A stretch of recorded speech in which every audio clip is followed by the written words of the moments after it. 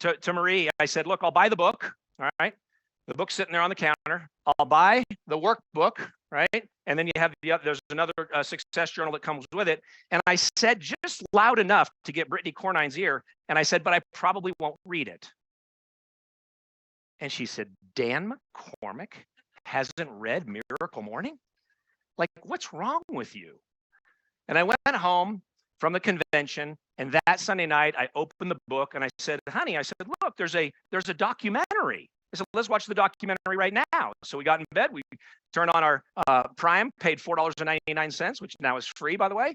And we watched the documentary. I wake up at 5 o'clock the next morning. I open my journal. I open my Miracle Morning Magic workbook, and my life has completely changed intentionally.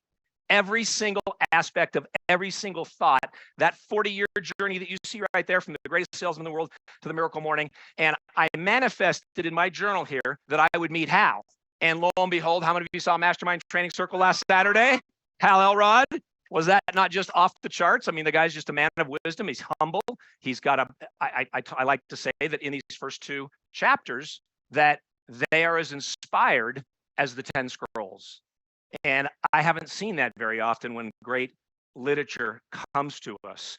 So what I'd like to do is I'd like to start off with you. I know you guys have your workbooks and you can take some notes, but I always like to ponder this whenever I get on stage and people come to an event and they see amazing, like those guests this morning or the speakers this morning, all those success trips and all those wow moments, right? At Bob Proctor's 80th birthday party, he passed a few years ago. He invited a group of friends, and one of them happened to be a friend of Gary and Ed's, really good, and mine. And lo and behold, the rule was you got to come to my birthday party, but there's no gifts allowed. And you can see in the picture of Bob Proctor, he's holding his original Think and Grow Rich, which was his Bible. And he started the birthday party celebration, his 80th birthday party, off by saying, for most of my life, it's been really hard. So I hope that nobody ever thinks that I try to make it look easy or any other team makes it look easy. This is a journey of 1,000,000 miles of 1,000 years, whatever that Don Miller book title is, okay? It's a great book. But I just love that because I know that, and I look at my 40-year history, I think that maybe 5 to 7 have been all in flow. The rest have been adjusting and trying to get in alignment with company, products, economies, systems, timing, products, prices, bulk packs, right? Promotions. And so it is an amazing journey. And so as I look at this, I then had this unbelievable experience. So when I opened my book and I read chapter 1, I just had this mind explosion. And I'm like sitting here, and this is my book right here. And the book is built, by the way, how many here have never read Miracle Morning, just as a show of hands, because we want to see if there's still a market for Hal? Looks like there's still a market for Hal, okay? But this paragraph starts off by, this book builds on 3 imperative arguments. And as I read that, I just thought, I got to pause, I got to slow down. And I've been thinking before that I need to slow my life down so I can speed it up. I need to invest a little more intentionally in me so I can be more clear, and I'll bring out some other words and imperatives here as we get going. But he says, you are just as worthy. Do I have that slide up? You are just as worthy, deserving, and capable, he goes on to say, as any other person. I think Steve might have said it this morning, something about, how many apps the first year of the iPhone, right? 0. So you have to know that somebody had that vision, and you and I are just as worthy, deserving, and capable of creating and sustaining extraordinary health, wealth, happiness, love, and success in your life as any other person on earth. And so I literally pause there and I look at these statements, and then Hal comes on the show last week and he says, and today my actions will prove it. And so when I think about that, I am capable, and today my actions will prove it. Now, I can't see you very well, but I've got microphones out there in the audience. And somebody's going to tell me what you're going to do in your business Monday morning will be one of the actions that will show and prove that you are capable. So let me see where are my microphone people at? I got a microphone here. Okay. What are some actions that you take in your business that prove that you are worthy, deserving, and capable? Who can help me? Anybody? No wrong answers. Come on. What are some of the actions you can do? Did Nathan do the 3 threes? Right? You guys ever see that video? All right. Go ahead. Anybody? Come on. Somebody. All right, please tell us. Talk to yourself. Believe in yourself. Ooh, I like that. And you're going to start off the first thing in the morning to do that right off the pillow, right? Yes, sir. Okay. Thank you very much. K2. What are you capable of doing? What are you going to prove? Okay, we got several hands over here. Let's see if we can't get some interaction for the audience here, because I'm going to carry on into these IMs in just a minute. I just need to hear some of what you're going to do. I can't see you. I'm sorry. There we are, Tosca. Tosca, hey. I am going to recruit and drive a line. Give her a hand, please. Give her a hand, please. That's intentional. Please, right here, Nick. I can't see. I'm sorry. I will wake up when the alarm goes off and do what I said I was going to do last night, Ooh, regardless of how I feel. love it. Love it. I'm capable, and today my actions will prove it. I'm going to wake up. I will post promote this event. Oh, a professional right there, people. And that, when it comes down to the promoting of events, is really, really big. So now I'm going to ask you a question. I'm going to add one more to the list here, and then we're going to ask for some more microphone help. The word that shows up in the book that exploded my mind was the word to say, I am qualified. So you might write that down there on your I am statements. If there's something else for you to write down on your I am statements, I am qualified. And when you think about what it takes for you to be qualified, right? That is a powerful thing. And I just love what that did to my makeup about, am I qualified today to go do what Tosca just said, recruit, sell, drive lines, promote events, we heard, right? Am I qualified? And so what does it take to be qualified? Does anyone want to chime in at all? I want to hear if anybody's got any thoughts about what do you think it takes for you to be qualified to recruit that next team elite or that next Ruby trip? What does it take for you? Action, confidence, I heard there, okay? I like that right here, please. Consistency. Well, there's a girl that I like a whole lot. I like that word. Everybody knows consistency is a big deal because even a broken clock is right twice every 24 hours. So you just got to keep showing up, right? Right here, please. Got a microphone coming your way. Get out. Oh, thank you. So get out from your comfort zone. Do what you don't want to do and do it. And don't think too much. Just take Yes. actions. Isn't it Like beautiful right now. when you don't think too I much? just been in the business for 1 month. 1 month in the business. Huh? Thank you. Where are you from? Colombia. Oh, fantastic. Thanks for And being if here. you need water. You want a glass of water? I'm great. Thank you. Yeah. Okay. Is sweat falling off me here already? So I like the statement, I am qualified. So I just wanted to bring my desk up here so you see how I start. So these are the things on my desk. I got the greatest salesman, I got journals, I got workbooks. And so I literally enjoy the process of writing down my I am statements every Monday morning rather. I write them down. So I start off with I am worthy, I am deserving, I am capable. Today my actions will prove it. And then I write I am qualified. And I want to think, what are some other thoughts that you can take in just your few minutes here and just add, what are some other things that you can say that I am too? I write down, I'll just give you some ideas while you're thinking of your own. I wrote down, I am humble. I am grateful. I love it. We've heard the word from the stage several times today. I am intentional. It's a powerful word. I am intentional. I love the word preparation. I am prepared. So I get up, I go to the gym. Am I prepared to meet that first person of the day? This gentleman calls me the other day. He says, Dan, it's unbelievable. I go to the gym and this lady comes up to me and she says, what have you done to my husband? He's like up every single morning at 5 o'clock reading this Miracle Morning book. He's losing weight. He's going to the gym. He's working out. And so that particular individual was prepared and he invited somebody else and he saw results. And so I love the word I am prepared. And many times on stages across the globe, I've always talked about this fantastic thing, Susie Mollison. Where are you? Over here. Scotland, a few years ago. What's the word? I am good enough, right there. I am good enough. Did you write that before I said it? Julia Keaton is really a smart one. It's important to know that you're good enough. Does that resonate with you? That feels good? Okay. So I am patient. How many people would think that they're patient people, right? Okay, Jeff's a patient guy. Our new friend here from Columbia is patient. It's a beautiful quality. Paige, are you shaking your heads this way or this way? Yes, it's going like this. I am patient. All right, watch this. I have been fascinated with the life and the book, Man's Search for Meaning. I'm fascinated by somebody that can have the paradigm of living through that. And he said his mentors taught him, Freud and others, that the two most powerful emotions were love and power. And after what he witnessed going through the Holocaust and in those Nazi concentration camps, right?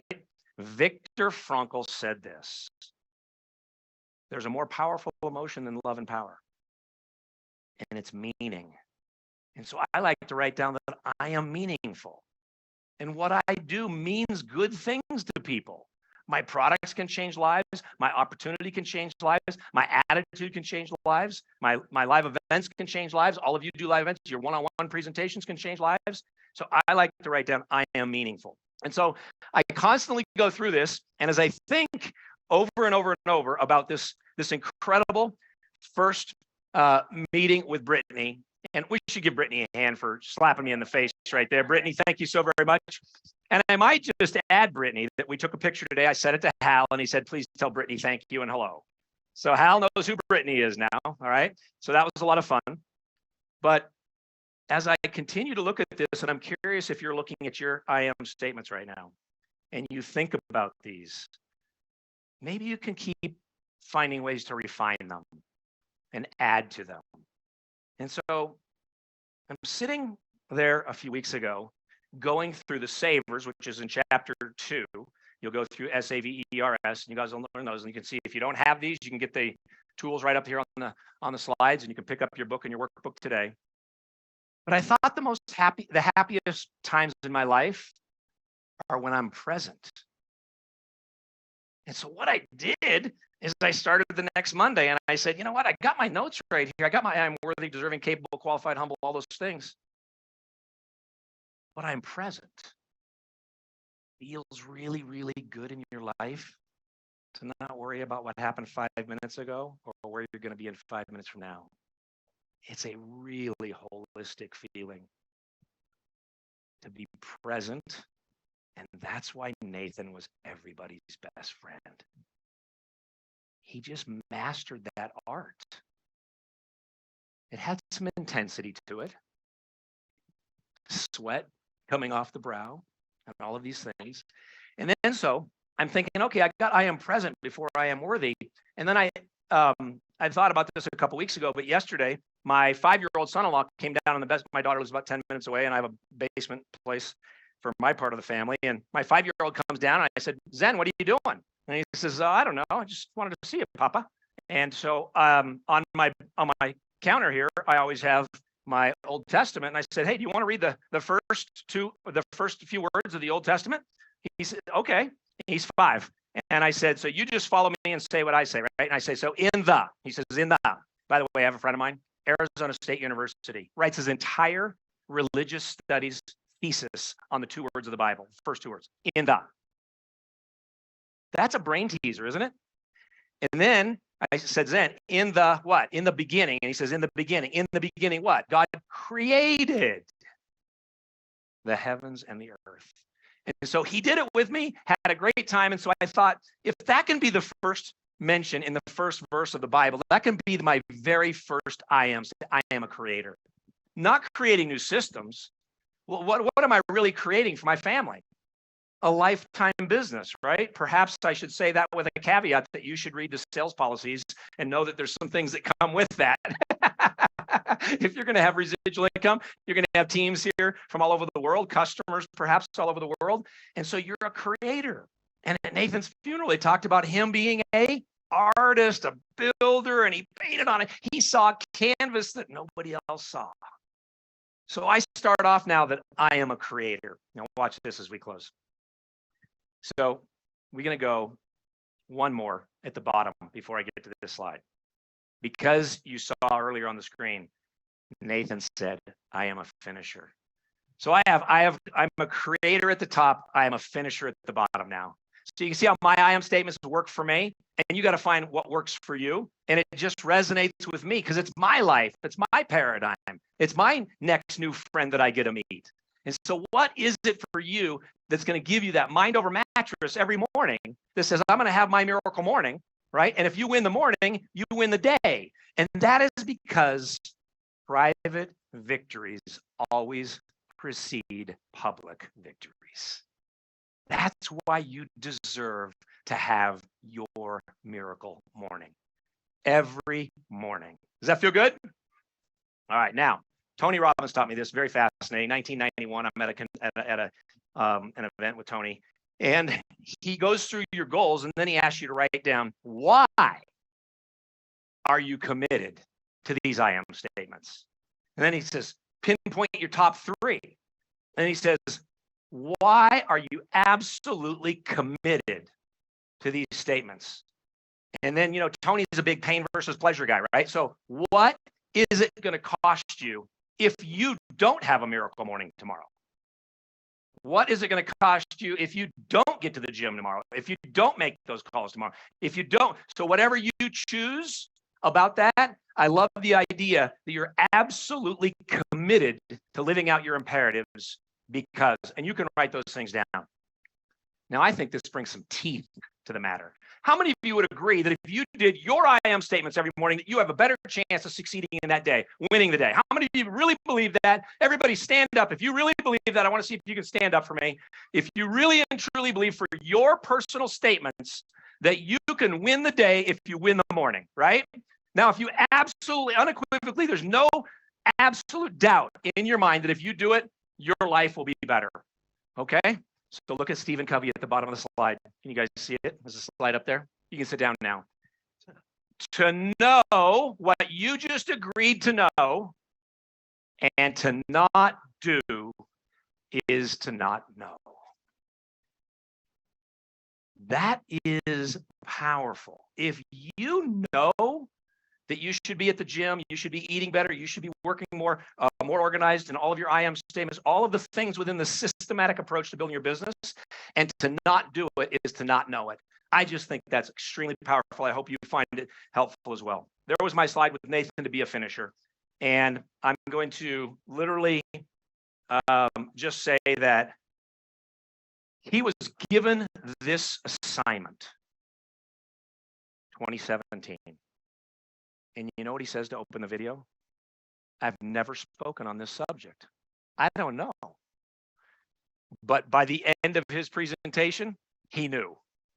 Because what do you think he did when he was given that assignment? He was studying. He was all in. I mean, he never not finished anything, right? So he was all in and finding out how he could make that a reality for that audience. And I think that I can be a better finisher in a lot of ways in my life. And so I just love this, and I hope that you'll appreciate it as well. And I thought in closing, because my journey is so intertwined, if you will, intertwined from the greatest salesman in the world 40 years ago to the miracle morning now, to be able to manifest meeting Hal in literally 100 and what? Well, it's 140 days that I've been doing it now, but I probably met him for the first time, maybe 75, 80 days into the process. And I mean, Aaron, you started this off, and all of you girls started this off before I was ready even to read the book. And I started calling my friends like Chad Hymas and other public speakers and saying, hey, do you guys know Hal Elrod? No, I don't know Hal. I've heard of him. Did you know Hal? No, I don't know him. And I said, somebody's going to introduce me to Hal. And I made the phone call to Andrea Waltz, who wrote the book Go for No. You guys know the book Go for No. And she says, you've got to meet Honore Corder. Well, Honore Corder is his business associate. They did 13 books after that. And she said, after I talked to her for a few minutes, she said, by the way, how would you like to meet Hal? Write those manifestations down clearly. It's right there in the book. And I want to thank Aaron for making that a deal, right? manifestation affirmations right there in the book, up on the screen right there. And so it's a powerful thing. It happens. Real things happen when you live your life with, I am intentional. So in closing, do you guys know, perhaps you don't, I shouldn't have assumed it that way, that Og Mandino's final public speech was at New Skin? Do you know who took him to the airport? None other than Scott Van Pelt. If you don't know Scott, you'll see him running around here. He's master of everything. He does it all. He sets up the lunches, the chairs, the studio. He organizes every bus trip, everything. Guess what he did? Og stepped off the stage. Scott took him to the airport. And he says, by the way, Og, do you mind if I ask what, I'm a young guy. I'm just, 30 years old working here at New Skin or whatever it was. And he says, I wonder if you could share with me a secret. What would be one thing I could take with me? And Og says, I sure would. He says, I like to think that I treat every person I meet with the idea that they could be dead tomorrow. And Scott had that in email follow-up form with Og, and he shared that with me. And so when you think about treating and greeting people with the idea that they may not be here tomorrow, would that change your paradigm on the time and how present you are with the people you love? Because that's the word that Og Mandino closed that secret with. Treat them and greet them like they may not be here tomorrow, and love and respect them. And if we all do that, we're going to have a great year. Thank you very much. I'm Dan McCormick. Bye for now. Yeah.